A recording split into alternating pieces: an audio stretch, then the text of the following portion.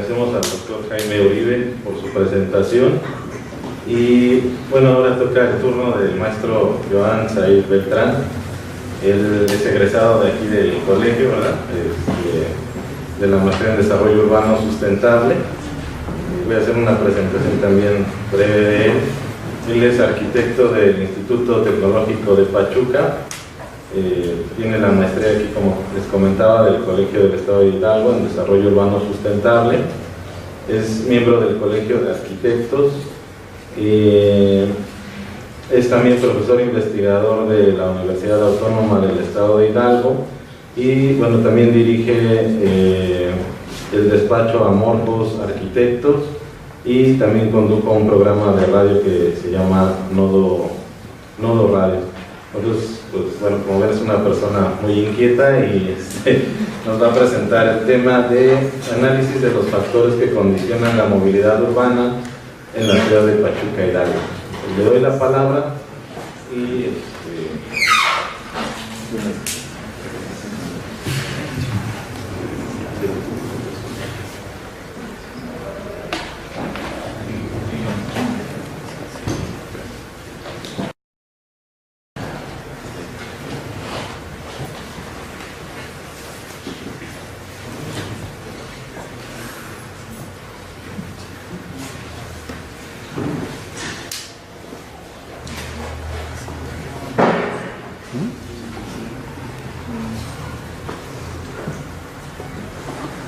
Gracias, doctor. Muchas gracias al Colegio del Estado, del que bien dicen, soy orgullosamente egresado del posgrado.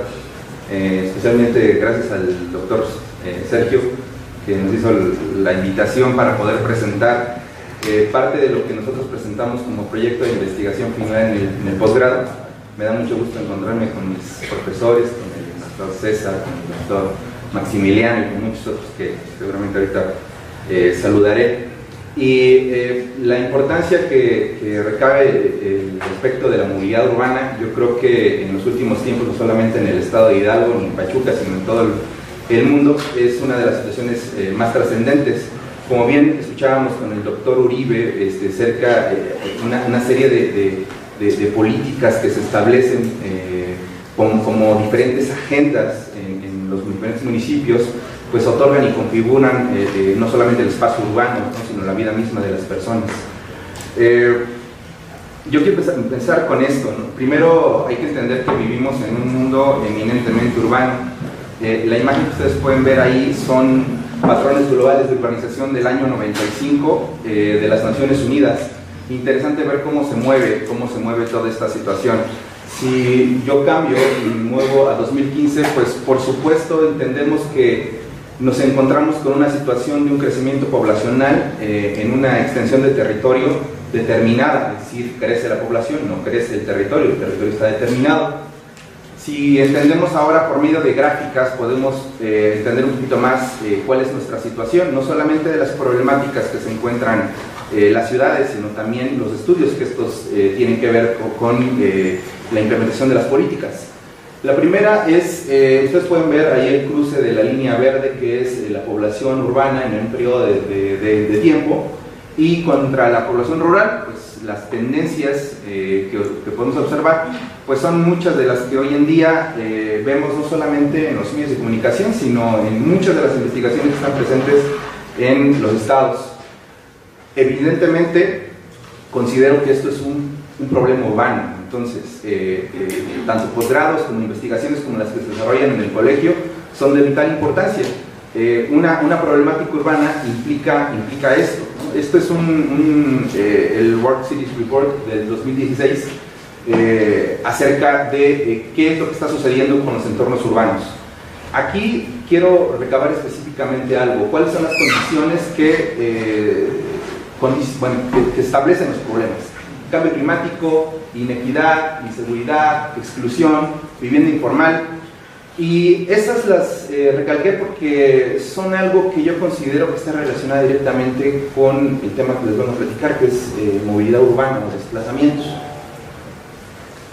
Parte de lo que se empezó a desarrollar en la investigación en el colegio fue primero el derecho a la ciudad. Muchos de los teóricos, autores de Harvey, varios de aquellos grandes teóricos establecen ese derecho a la ciudad desde Henry Lefebvre, ¿no? El derecho a la ciudad no solamente de los colectivos, sino de cualquier tipo de persona.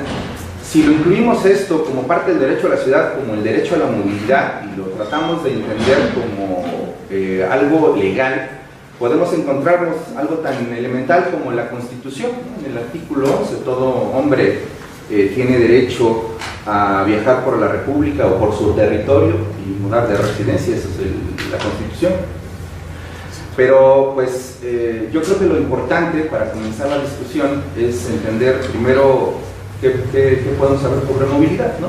Existen varias definiciones, pero una de las que me parece atinada es esta, ¿no? Es un deseo de desplazarse para satisfacer ciertas necesidades, no solamente recreativas, sino sociales y cualquier otro tipo. El desplazamiento y el deseo son parte fundamental de los elementos del entendimiento de la política de movilidad y por supuesto de los factores de movilidad. Algo que hoy en día debe de entenderse, creo que afortunadamente se está haciendo, es que estos dos términos que parecen relacionados entre sí, relacionados con el aspecto de movilidad, que es conectividad y accesibilidad, no necesariamente son lo mismo. Conectividad, por supuesto, estamos hablando de que dos puntos se conecten, pero posiblemente no son accesibles o no son tan accesibles. Un caso muy claro, ¿no? Posiblemente en la planta alta tengamos conectividad, pero para una persona con alguna discapacidad es poco accesible. Los tipos de movilidad en la que podemos abocarnos, podemos entenderlo en específico como motorizada y no motorizada. Existen teóricos, inclusive activistas, que no les gusta mucho el término no motorizado porque sienten que es encasillarlo. Finalmente nosotros lo retomamos así porque nos parece académicamente que es para lo que nosotros estamos enfocados, algo vital, ¿no? El término motorizado no solamente hablamos de transporte particular, hablamos de transporte de carga, hablamos de transporte público, y el término no motorizado no solamente hablamos de la gente que anda en bicicleta, sino la gente que camina, y la bicicleta no solamente es para recreación, sino para modos de desplazamiento. Existen diferentes clasificaciones. Yo pongo aquí una clasificación que hace el Molinero en varias de las investigaciones que hace el Instituto Mexicano del Transporte y Movilidad acerca de la clasificación del transporte urbano y según los tipos de servicio. Si ustedes pueden ver, ahí en la clasificación puede haber desde transporte privado, de alquiler, público, individual, inclusive también por grupo. Es decir, la concepción de la movilidad no solamente tiene que verse como una cuestión únicamente del desplazamiento de un vehículo, sino que existen muchas alternativas para poder entender eso. En el desarrollo de la investigación, tanto en algunas actividades aquí dentro del colegio, como algunas que tuvimos la oportunidad en otro lado, establecíamos algo que retomábamos del INCO, del Instituto Mexicano de la Competitividad, y es acerca del índice de motorización. El índice de motorización que establece o que propone el INCO de acuerdo a diferentes metodologías es el número de vehículos automotores en circulación por cada 1000 habitantes. Estos datos los arroja el instituto con base en otros estudios, principalmente INEGI, y estadísticas que se generan también del Banco Mundial. Y lo que hicimos dentro de los estudios del colegio fue establecer un índice de motorización de México Hidalgo, un rango, ¿no? En el periodo 2000-2010, que fue el primer periodo que empezamos a evaluar. Y por supuesto, para poder entender mucho más esto, lo graficamos y mostramos ahí cómo en un periodo de 10 años, pues por supuesto que la comparativa entre la motorización de México e Hidalgo era superior. Es un primer dato interesante. El segundo dato que nosotros obtuvimos para darle argumento a la investigación fue los accidentes de tránsito, que a partir del año 2009 empezó a generar un repunte interesante, y en las últimas investigaciones que también tiene tanto el Instituto Mexicano de Transporte y Movilidad como otros organismos, la Organización Mundial de la Salud, por ejemplo, también establecen números interesantes y en algunos casos alarmantes. Hay temas como la visión cero, como el minimizar o el bajar el número de accidentes en zonas urbanas, porque es un elemento importante y como bien lo decían anteriormente, ¿no? se está convirtiendo también en situación de agenda política. Hay un dato interesante que es que la incidencia de muertes en menores de 4 años en México se da por accidentes de tránsito. Entonces es increíble ese dato. Nosotros lo que hicimos también fue graficar este accidente de tránsito en México, en zonas urbanas, y establecimos también una ligera tendencia. Cuando empezamos a agregarle más variables para entender qué situaciones teníamos para ver el problema que era establecer una política de movilidad, no solamente como más carreteras o más conexiones, sino también otro tipo de vulnerabilidad, hay datos, ¿no? Datos que arrojan a nivel estatal, como las emisiones de CO2, ¿no? Que son los datos disponibles hasta el momento, de 2 años diferentes, ¿no? En donde se muestra con un aumento en la tasa de motorización, por supuesto se intuye un aumento en el nivel de CO2. A partir de estas estrategias, no solamente el gobierno estatal, sino muchos gobiernos han buscado implementaciones de políticas de movilidad diferentes, algunas pues un poco polémicas, otras tantas que se veían venir, pero lo interesante es que, pues, por supuesto, todo esto viene a partir de experiencias previas, como mucho de lo que sucede en la investigación viene a partir de conocimiento que se va descubriendo a partir de otras experiencias que se tienen en otros países. Y pongo el caso del ya muy sonado, ¿no? Curitiba, Portland, León y la Ciudad de México en el país, Copenhague, por supuesto, una situación interesante. Si entendemos entonces a la ciudad de Pachuca, a Pachuca Hidalgo como nuestra principal fuente ahora de investigación, tenemos que entender cómo se ha movido a lo largo del tiempo. Dentro de una serie de publicaciones que tiene tanto la fototeca como algunos otros acervos, muestran algunas fotografías de Pachuca. De las muchas que hay, me llama la atención algunas, ¿no? Entonces, Casa Rull, frente a Casa Rull, con una carreta y con caballos, ahí en 1910. Esta es calle Morelos, ¿no? En 1920. Por supuesto no se representan trompetas, es mucho más el arroyo, por así decirlo. También por ahí vemos un pequeño automotor, lo vemos completamente cerrado, ¿no? 1920 también una imagen del atrio de la iglesia de la Asunción. Si los que son de aquí de Pachuca o conozcan la ciudad podrán pues, ubicar un poquito la zona. Esto que me pareció súper interesante, que es el sistema eléctrico para transporte de mineros. Una fotografía también del archivo en el que tratan de conectar, ¿no? Por supuesto las necesidades de desplazamiento se tienen que dar por distintas alternativas. El transporte eléctrico sobre Juárez, ¿no? Regresamos a un transporte masivo después de mucho tiempo, interesante también en los años 30. La calle Hidalgo, ¿no? Muy cercana, más bien sobre esta, ¿no? En el 30, sobre también donde se ven las vías, la calle, la acera, una serie de condiciones. Y pues una camioneta Estrella Blanca, ¿no? Igual de los años 30, de la línea México-Pachuca. Interesante también cómo se ha movido. Lo muestro un poquito para entender que la situación del transporte y del desplazamiento no es ajena o no es una situación tan contemporánea.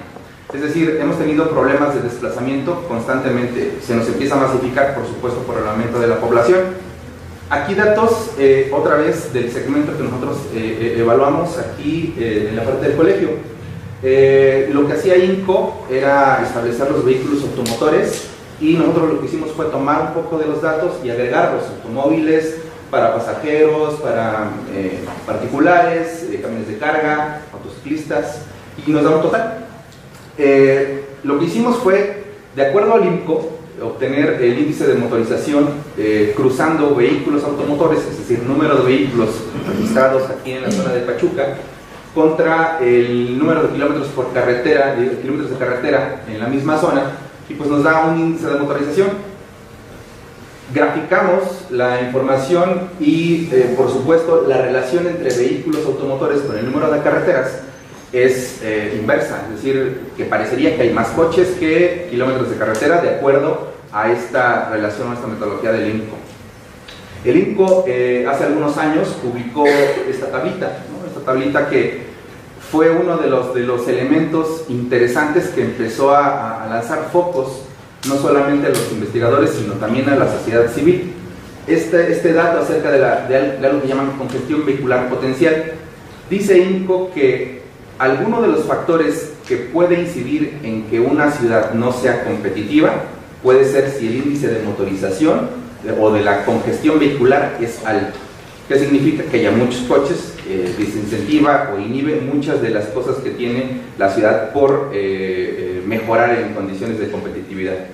Por supuesto, nosotros aparecíamos ahí en los primeros lugares. La Ciudad de México era evidente que aparecería en el primer lugar, y otras de las tantas ciudades. Más allá de que estos números empiezan a moverse con el paso del tiempo, es decir, desde que se publica esto hacia el día de hoy, es interesante ver cómo a partir de estas publicaciones e investigaciones, las diferentes investigaciones empiezan a tomar un cauce interesante.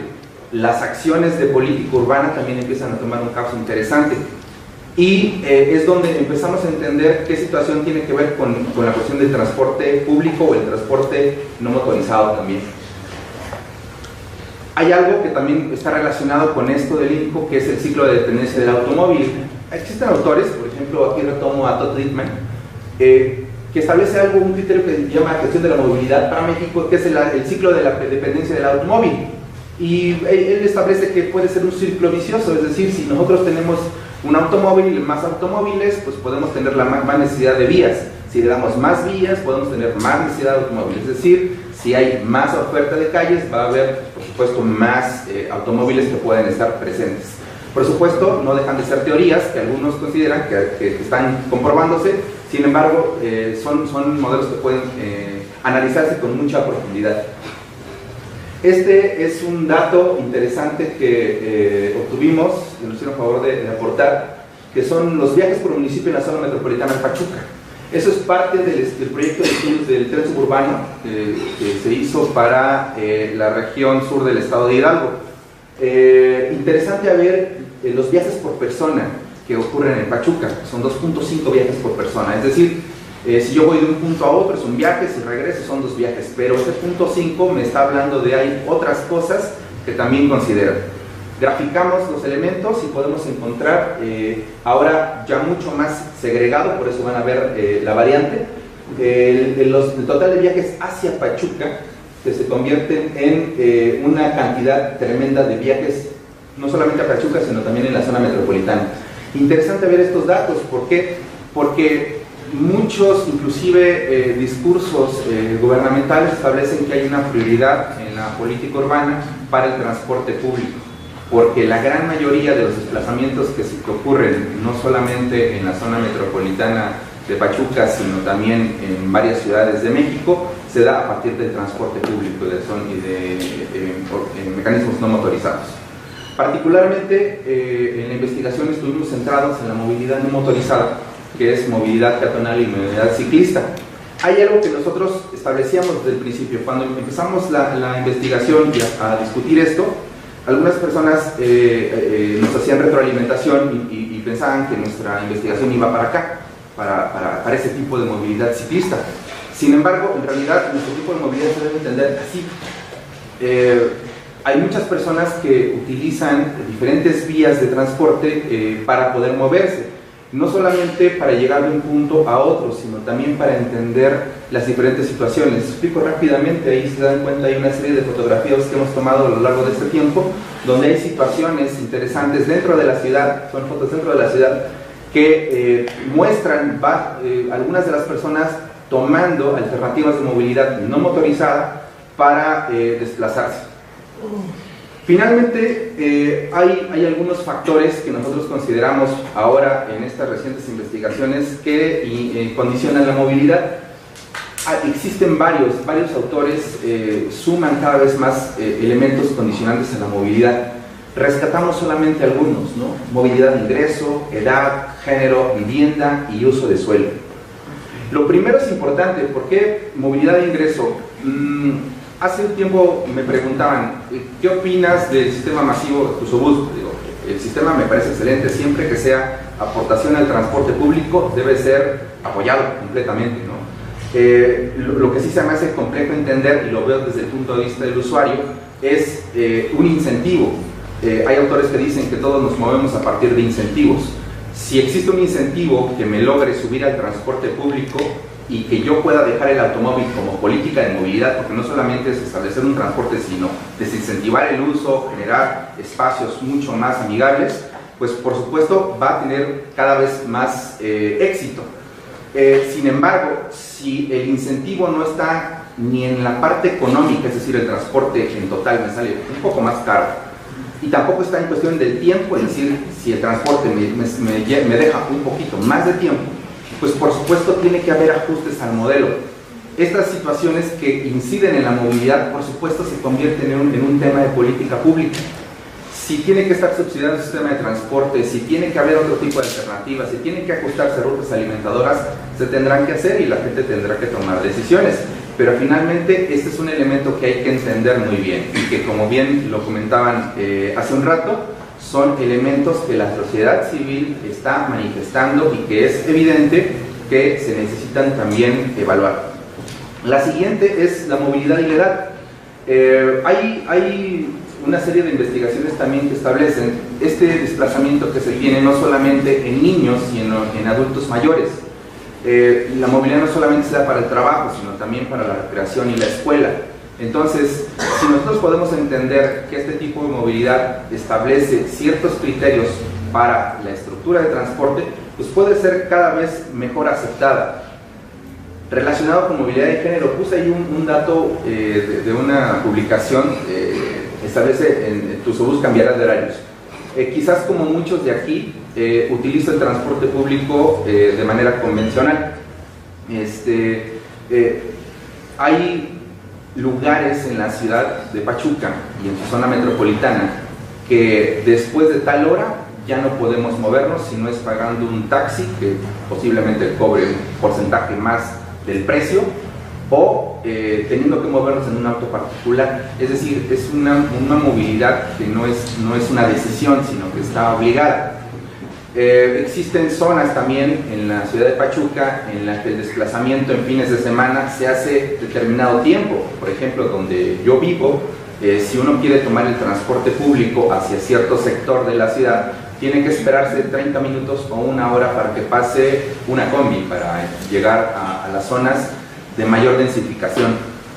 Esta situación tiene mucho que ver también con cuestiones de género, ¿no? Que no soy experto en el tema. Hay gente hablando sobre movilidad de género muy buena que establecen ciertos criterios. La primera que dicen, bueno, no son los mismos desplazamientos en horarios.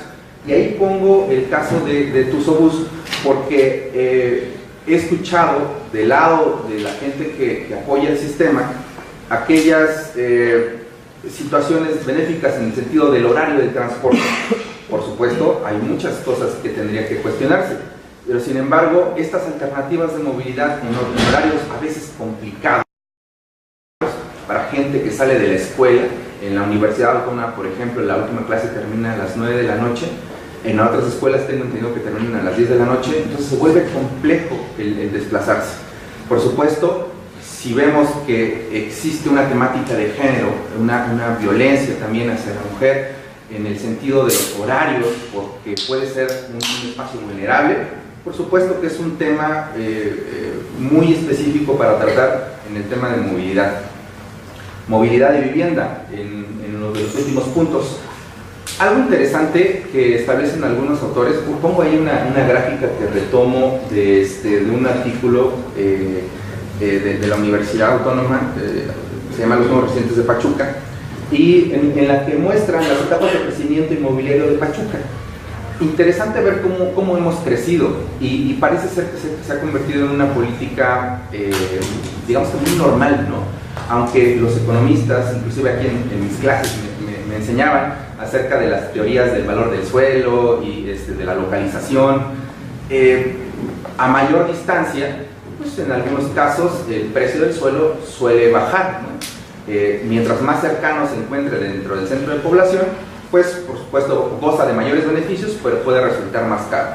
Espero que no me traicione mi espíritu arquitecto, pero Alejandro Aravena, un arquitecto premiado internacionalmente también con intervenciones urbanas, tiene algunas citas que me parecen importantes establecer. Una de ellas es que dice, vale más un metro cuadrado de vivienda bien ubicada que un metro cuadrado de terreno extra. Lo que él trata de hacer es decir, quizás tiene mayor valor vivir mucho más cerca de los beneficios o de los productos que te da la ciudad que vivir tan lejos, ¿no? El costo de vivir lejos no solamente tiene que ver con una cuestión de costo monetario.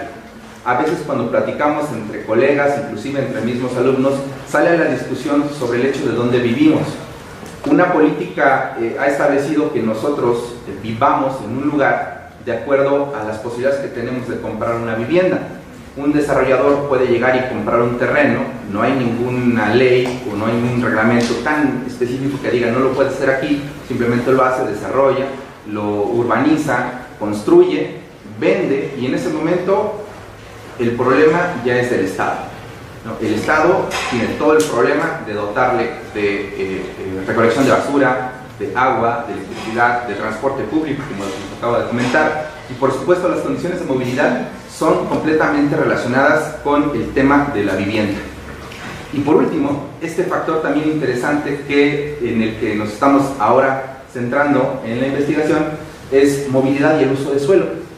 En los planes de desarrollo tanto estatales como municipales se establece un criterio que tiene que ver con la densificación, y es decir, pues los planes dicen vamos a apoyar que más gente pueda vivir en menos metros cuadrados cerca del centro de población para que obtenga estos beneficios. Sin embargo, la reglamentación no se establece así. Por ejemplo, hoy en día muchos proyectos o muchas intervenciones apuestan por vivienda vertical. Recomendaciones de la OMS dicen no más de 7 niveles o de 5 niveles. ¿Por qué? Porque ya se convierte en hacinamiento. Tampoco puedes darle beneficios para el medio ambiente ni nada más. Simplemente trata de no confundir densificación con hacinamiento. Sin embargo, si nos vamos a la política local a ver los reglamentos, no sé si aquí sepan, pero si uno va a pedir un permiso de construcción al municipio, el municipio nos responde que en Pachuca está prohibido construir vivienda vertical. Se los digo porque hemos lidiado con eso. Es interesante porque por un lado la planificación nos dice que hay que fomentar la densificación, pero por otro las reglas me dicen no puedes, ¿no? Si uno ve la carta de uso de suelo, están los H1, H2, H3, H4, que son las posibilidades que tenemos de subir niveles o de concentrar vivienda. En ninguna zona de la ciudad de Pachuca se permite construir vivienda vertical. Si uno construye una vivienda individual, es decir, para una familia, solamente puede construir 3 niveles y el último nivel solamente es una de servicio, es decir, un cuarto de servicio. Se vuelve interesante voltear la mirada hacia la reglamentación para establecer que si queremos buscar una política de movilidad que busque la densificación, pues entonces también tendríamos que centrarnos en estos puntos para establecer algo muy claro. Y aquí lo muestro un poquito, ¿no? Sobre las ligas que debe tener el Plan Estatal de Desarrollo, el Plan Municipal de Desarrollo y los programas aplicados. En el caso de la movilidad no motorizada, que es una de las cosas que nos llevó a la investigación, pues descubrimos que mucha de la movilidad en bicicleta, por ejemplo, de los programas que están presentes en los planes, ya en el momento de establecer un programa quedan a cargo solamente de deporte, por ejemplo, ¿no? Entonces se percibe a la movilidad no motorizada como recreación y no como transporte. Nos parece importante que existan mayores investigaciones o mayores puntualizaciones sobre este tema. Lo que hay que buscar, creo yo, también comparto esta idea de muchos de los autores. Este es un gráfico que hace el ITDP, que es una AC que trabaja en temas de movilidad, espacio público. Es esto que llaman la pirámide de movilidad. El reglamento de tránsito de Pachuca lo han alabado muchas personas por convertirse en un reglamento de vanguardia que se modificó hace algunos años. Ese reglamento es de los pocos que establece la política de movilidad. es decir, las estructuras de movilidad le dan la prioridad al peatón. Eso nos parece un avance bastante sustancial. Estas son algunas de las dependencias que se consideraban o que considerábamos dentro de la investigación inmersas en la política de movilidad, tanto Secretaría de Obras Públicas, por supuesto el Instituto Municipal del Deporte, la Secretaría de Desarrollo Humano, la Secretaría del Medio Ambiente y por supuesto la Secretaría de Seguridad, Tránsito y Vialidad, que son elementos que deben estar coordinados. Sabemos que no es fácil la coordinación. Hay investigaciones en el colegio que hablan acerca de la coordinación municipal, intermunicipal o de metropolización, que también establecen que no es tan sencillo. Consideramos esto importante, la reorganización de los actores para la movilidad urbana, que existan datos, que la política sea abierta, que existan datos para que los investigadores, como en el colegio, como en la universidad, como en cualquier otra parte, tengan información para poder establecer nuevos criterios de diseño, empujar política pública, si se puede también generar agenda para buscar esto, cuestiones de movilidad urbana sustentable. En la mañana que estaba dándole los últimos toques a la presentación, me enfrenté con un dato interesante que quiero compartirles. El Centro de Análisis de Datos para la Salud hace recomendaciones y análisis sobre los metros cuadrados de área verde en todos los municipios de México. Pachuca es el que está enmarcado en rojo. Creo que no salimos tan mal librados, es decir, nos encontramos ahí dentro de las primeras zonas. 34% de los municipios tienen 0% de metros cuadrados de área verde con relación a la zona urbana.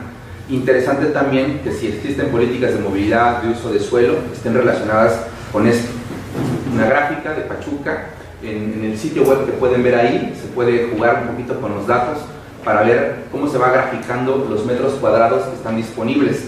Interesante no perder de vista esto y que pueda servir para futuras investigaciones, inclusive para reforzar algún tipo de política urbana. Para terminar, una última reflexión.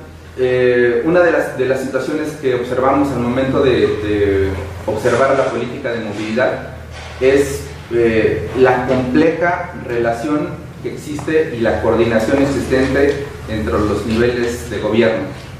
Sabemos que no es sencillo, no es tan sencillo como lo han establecido muchas investigaciones. Todos los días paso por este lugar, es el Boulevard del Minero entre Luis Donaldo Colosio. Es un punto donde los que conozcan Pachuca, está el fraccionamiento Colosio, está la Secretaría de Obras Públicas y está la Casa de la Mujer hidalguense. La Casa de la Mujer está, digamos que, auspiciada o gestionada por el DIF estatal y la Secretaría de Obras Públicas es por el gobierno municipal. A 49 metros de distancia existe una separación entre un paso a nivel peatonal y un puente peatonal. Muchas de las asociaciones han cuestionado este término, no se dice que se hace a propósito. Quizás, me atrevo a comentarlo, es una situación simplemente de necesidad de coordinación. Si existe en un paso, en la foto de abajo pueden ver donde están los coches en blanco, donde está el paso peatonal, y a 49 metros se ve el puente peatonal. Podríamos buscar estrategias que fomenten cuestiones de movilidad y ser mucho más amables con situaciones de actores vulnerables, si también tratamos de identificar esto. Hay diferentes estrategias, ¿no? Una de estas estrategias es establecer algunos criterios de movilidad. Comparto con ustedes parte de lo que asociaciones civiles hacen como la defensa del derecho del peatón, como parte importante de los actores de movilidad y como algo importante que yo creo que más adelante se presentarán a nivel local mayores investigaciones que estén reforzando todas estas ideas. Pues muchísimas gracias por su atención. Gracias, doctor.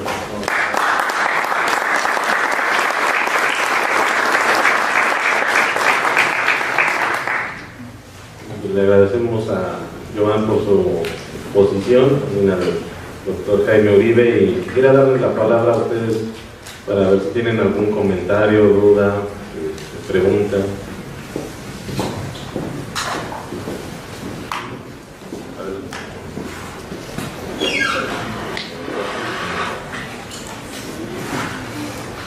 buenas tardes. Para el maestro Joan Beltrán, primero felicitarte, me gustó mucho, fue muy interesante tu exposición, un tema sumamente importante. Me parece muy interesante lo que dices sobre cómo que no solo es un tema de dónde nos podemos mover, sino de cómo nos imaginamos que nos movemos. En sociología, para analizar políticas públicas, hay algo que se llama construcción social de la realidad. Y el tema es que detrás de las políticas públicas también hay una visión sobre los actores de políticas públicas. Y muchas veces por default se da asentado quién es más importante.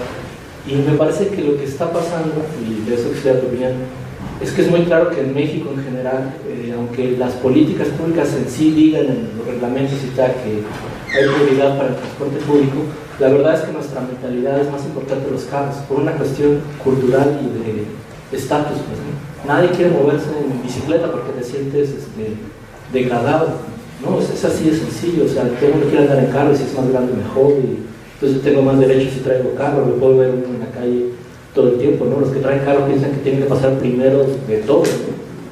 Y si no hay los videos de los logros de Ferrari. ¿Cómo generar este cambio? Porque tú ponías el ejemplo de Copenhague y como tú bien decías, eso es una cosa de incentivos y de castigos. Copenhague no solo generó una red de movilidad donde las bicicletas podían transitar al lado de los carros, sino que también hizo, por ejemplo, costoso tener un carro y llevarlo a ciertas partes, porque como bien tú dices, no solo construir un metrobús, sino que estacionarte en el centro de Copenhague es carísimo. Tener un carro en Copenhague es carísimo, de tal manera que pues, sí tiendes a decir, pues sí, la verdad es que lo único que puedo pagar es una bicicleta, pero también una política de fomento a que la gente viera la bicicleta bien, no sé cómo decir eso, pero no, esta idea de que tenemos que empezar a entender que no somos menos por andar en bicicleta, ¿no? ¿Tú qué crees que se podría hacer para hacer? Porque como bien dices, normalmente los estados, las políticas de bicicleta terminan siendo estas, ridiculeces de cerrar calles en la Ciudad de México, en Puebla, para que la gente ande en las bicicletas. Me parece que en lugar de incentivar el uso, es un problema porque la gente piensa que es un medio solamente recreativo de los fines de semana en lugar de entender que podría ser una alternativa diaria de transporte. Gracias. ¿Alguien más?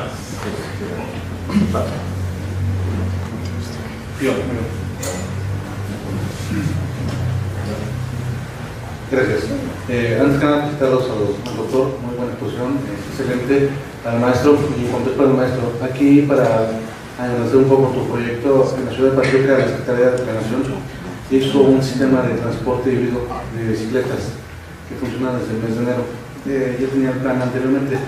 Es un programa nuevo que podría darnos una orientación hacia dónde queremos llegar como políticas públicas.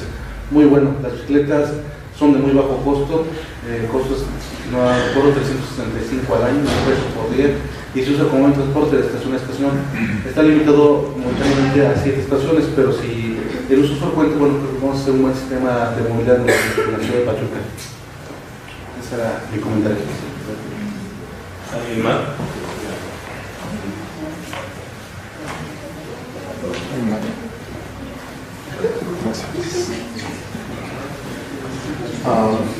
Mi nombre es Alberto Bucio, soy estudiante del propedéutico de la Maestría de Desarrollo Sustentable. Agradecerle a los dos, al maestro Beltrán. La pregunta es para el doctor Jaime Uribe. Mencionó puntualmente el tema de la emergencia en los movimientos religiosos, hilándolo un poquito a lo que es la configuración de una agenda gubernamental. Realmente es importante considerar el tema de la religión en una agenda, siendo que el tema de religión, digo, por constitución de libre asociación, libre culto, para ser más específico, cuando las agendas se tratan muchas veces o deben de enfocarse a las necesidades básicas, ¿no? a las necesidades de desarrollo incluso. Sí valdrá la pena, sí será muy importante tocar el tema religioso en una agenda estatal. apuntes. ¿Alguien más quiere?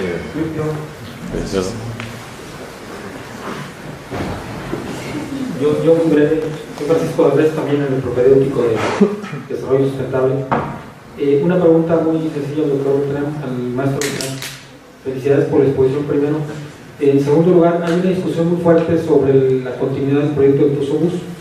Creo que el plan original de movilidad para el Tuzobús incluye 6 corredores, si mal no recuerdo. ¿Cuál sería su opinión particular sobre continuar o no con el desarrollo de los corredores restantes? Muchas gracias. Bueno, buenas tardes. 2 preguntas para el maestro Iván. La primera es relacionada con el programa o el proyecto Tuzobús. Una vez escuché a algunos funcionarios que mencionaban, inclusive académicos de la UNAM, que apostaban por este servicio para reordenar lo tan desordenado que están los núcleos habitacionales al interior del estado de Hidalgo. Como tú sabrás, el proyecto va a 5, inclusive hasta 10 años, ¿no? Generar una especie de conectividad tipo telaraña, que es de los más efectivos y correctos, ¿no? Tipo pulpo, ¿no? Como hay una ciudad metropolitana. Bueno, ¿qué opinión te merece esto? A mí me pareció en un momento que lo escuché un poco irracional o subjetivo, descabellado, pero ya viendo la conectividad que va a tener no se me hace tan contrario. Bueno, es una pregunta. La otra es, con esta nueva llegada de una nueva lógica en la administración pública y que se la apuesta por una Secretaría de Movilidad y de Transporte, ¿qué opinión te merece cuando no hay un marco jurídico mínimo para, principalmente para crear políticas públicas de este tipo en el Estado? Gracias.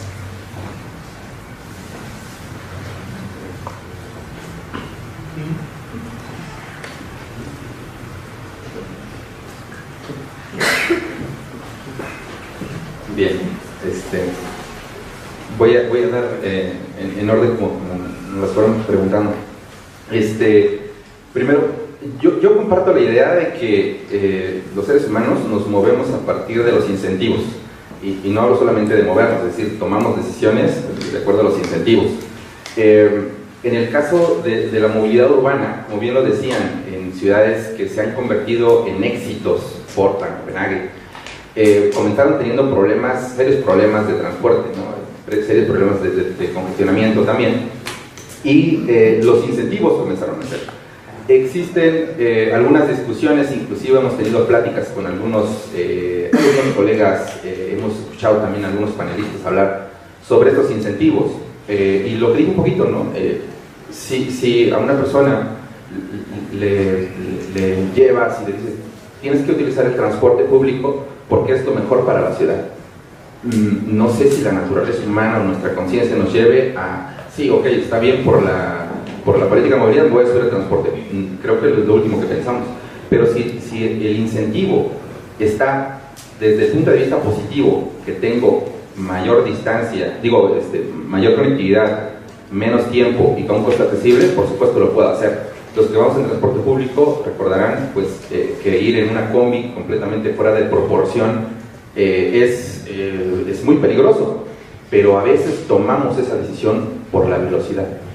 Si de un punto a otro te lleva en menor tiempo, soportas muchas cosas. Tomémoslo desde otro punto de vista. El incentivo tendría que ser al contrario, ¿no? No solamente subir al transporte público por el hecho de que sea rápido, sino porque es accesible en este caso. Sí creo yo que en cuestiones de política de movilidad, y más en política de movilidad no motorizada, las acciones que se toman pueden ir encaminadas, mejoradas a tomar una decisión, a que un usuario tome una decisión. Muchos de los programas que se dicen, ¿no? Por ejemplo, si ustedes alguna vez han visto los primeros programas de socialización y de incentivo de Ecobici en la Ciudad de México, mostraban al usuario de traje. No era porque generaban elitismo, ¿no?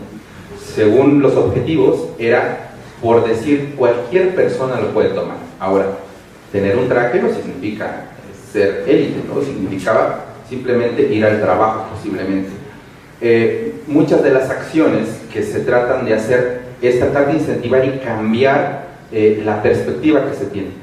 ¿Es complicado? Por supuesto que es complicado. Yo creo que es una situación que no solamente tiene que ver con solamente una secretaría, por ejemplo, ¿no? Sino que tiene que haber muchos sectores. Por eso, cuando observábamos el plan de movilidad no motorizado o el plan de movilidad para la zona metropolitana de Pachuca, pues nos parecía interesante hacer hincapié en estos puntos. La socialización no solamente tiene que decir hay un sistema de transporte nuevo, úsalo, sino también en lograr estos incentivos. Un incentivo, por ejemplo, en la cuestión del espacio, como bien lo decían ahorita, lo tenemos aquí afuera, es un parquímetro. Si bien por algún lado tiene que ser transparente, yo apoyo esa propuesta de que tiene que ser transparente, pero por el otro lado sí creo que ayuda a organizar el espacio urbano. Muchas ocasiones en este espacio que se tiene, pues es aprovechado por todas las personas, por muchas personas en constante movimiento. Esa parte de esta situación de los incentivos. Considero que cuestiones de política de movilidad no motorizada tiene que seguir siendo impulsada no solamente desde una secretaría, sino desde una cantidad de secretarías interesantes. Cuando antes de que comenzara el programa Bici Capital, nos hicieron favor de tomar alguna opinión, y pues nuestras recomendaciones eran esas, ¿no? Socialízalo con la población, no puede quedarse un proyecto así. Nosotros proponíamos, por ejemplo, que el nombre de Bici Capital se lo pusiera a la gente, no se pusiera el programa, ¿no? Porque quizás son estrategias para apropiarse del sistema. Sin embargo, pues no coincidimos en tiempos, pues ya se tenía el nombre. En el caso de Bici Capital, para tratar de responder la segunda pregunta, nos parece excelente una política que establezca una movilidad no motorizada. Nos parecería fenomenal que estuviera conectado con sistemas de movilidad. Si analizamos la red de ciclovías y la red de Bici Capital, puede ser un excelente, pues más yo lo apoyo, me parece un muy buen programa. Sin embargo, lo que nos hace falta por seguir trabajando es esas estrategias de conexión. Por ejemplo, ¿cómo usamos Bici Capital con Tusobús?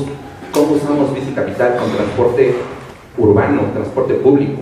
¿Cómo no puedo hacer un gran recorrido? ¿Cómo Bici Capital no lo tomo solamente para pasear, sino para desplazarme? Los datos que estará obteniendo Secretaría de Planeación van a ser muy interesantes cuando los veamos publicados, porque ahí nos van a mostrar ciertas tendencias y quizás podamos identificar las zonas donde tenemos que hacer mayores trabajos, ¿no? Pero yo lo que considero es que, por supuesto, es un programa bueno, un poquito diferente el hecho de que sea una bici híbrida, eléctrica, es decir, tiene inconvenientes, pero no es nada que no se pueda solucionar. Darle continuidad al caso de Tusobús, sí, mientras sea transporte público, yo estaré a favor del transporte público. Darle continuidad significa seguir revisándolo, cuestionándolo cuando sea necesario, dándole un visto bueno cuando lo merezca, cuando no a los que nos correspondan, a académicos, a investigadores, a la sociedad civil, a funcionarios, que sea en el momento de decir hay que reorganizar. Ningún sistema fue perfecto. Cuando comenzó Transmilenio fue un horror, ¿no? Imagínense, nosotros somos 500,000 habitantes, ahí estamos hablando de Transmilenio de millones de habitantes, fue completamente un desastre. Pero por supuesto, sistemas que van cada vez mejorando, pues, es porque tienen este beneficio y empiezan a mejorar. No es una situación sencilla. ¿Por qué? Porque hay una situación interesante en la opinión pública que es una presión, y que yo intento ponerme en el lugar de la gente que toma la decisión de sentirse presionado, ¿no? Pero pues, ni modo, es la labor de cada una de las personas. Me parece que se le debe de dar continuidad al caso de Tusobús, y lo voy a conectar un poquito con las dos últimas preguntas acerca de reordenar la vivienda, acerca de esa estructura del transporte. Existe un término que se llama desarrollo orientado al transporte. Estas estructuras, esta estrategia de desarrollo orientado al transporte dice, si tradicionalmente construimos la ciudad, habitamos y después le metemos transporte, ¿por qué no intentamos hacerlo al revés? No es así tan sencillo, pero ¿por qué no generamos líneas de transporte, o a partir de las estructuras de transporte podemos intentar reorganizar la ciudad? Quizás algo que decía el doctor es acerca de este tema de reordenar la vivienda, tiene que ver con eso, y no solamente hablo de viviendas.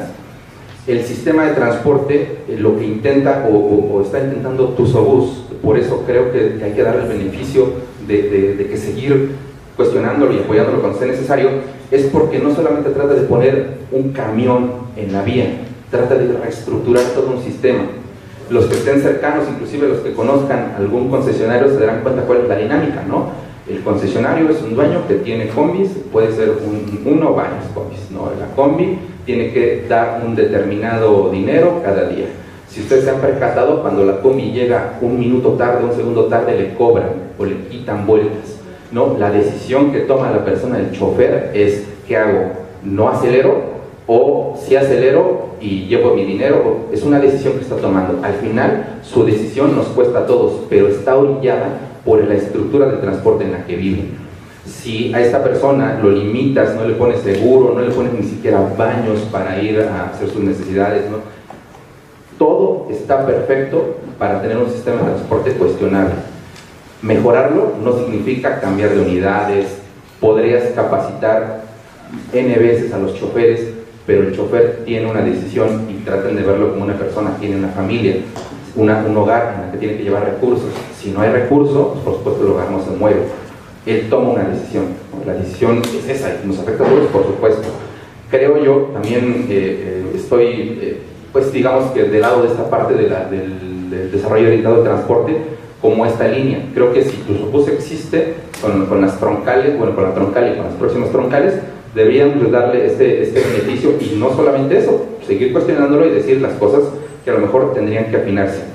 Y por último, en la parte de la Secretaría de Movilidad en la que se crea, primero me parece importante que se tome el hecho de cambiar el nombre a Secretaría de Movilidad, pues porque se entiende que hay algo que poner de realidad o de importancia en esta Secretaría. La segunda es que esas políticas de movilidad de la Secretaría de Movilidad tienen que estar relacionadas con lo que dije hace rato, con la legislación. Entiendo también que es una secretaría naciente, que es una secretaría que comparado con otras secretarías es de reciente creación, que tiene que seguir afinando detalles.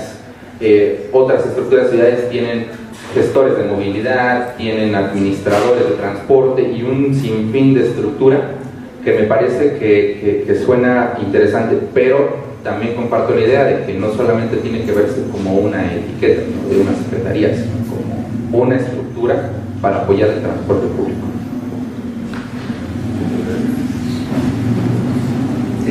Muy interesante tu pregunta, compañero, muy pertinente además, porque yo te responderé con lo siguiente.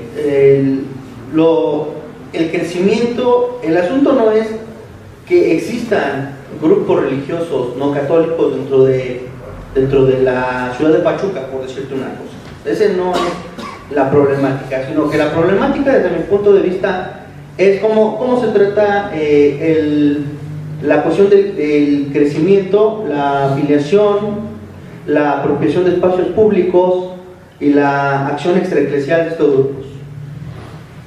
Por lo cual, la adhesión o el tratamiento de la agenda de gobierno va a depender del conjunto de cambios sociourbanos que se presenten en unos años. En el sureste es claro y evidente la acción que han tenido los grupos evangélicos con el crecimiento explosivo y cómo es que se han insertado en colonias colonias populares, colonias de diferentes densidades, de diferentes estratos socioeconómicos, y cómo participan en diversas cuestiones, cómo modifican la estructura de los espacios públicos, cómo se apropian, por ejemplo, de comercios, cómo, digamos, se inmiscuyen en empleos gubernamentales. Entonces, la cuestión es que los cambios en la dinámica sociourbana es lo que nos va a decir en qué grado se va a insertar el factor religioso dentro de la agenda de gobierno. Digamos que pienso que es una cuestión de constante monitoreo y de constante visión, de estar observando y dimensionando los cambios que van a ir apareciendo o que están apareciendo y que pues por lo menos en la región centro del país, ahorita pues es diminuto. Pero en otras regiones del país, sí los gobiernos estatales, por ejemplo el Manuel Velasco en Chiapas, lo ha tenido que contemplar, porque la diversificación del escenario religioso contempla crecimiento de expresiones no católicas, cambio religioso y acción extraeclesial o actividades extraeclesiales, lo que comentaba hace un momento, lo cual no es evidente aún aquí en el Estado. Bueno, eso podría contestar. Gracias por tu pregunta. Bueno, pues les agradecemos a los dos, al doctor Jaime y al maestro Joan por su participación, y de parte del colegio les damos una constancia. ¿Les pueden dar un aplauso, por favor?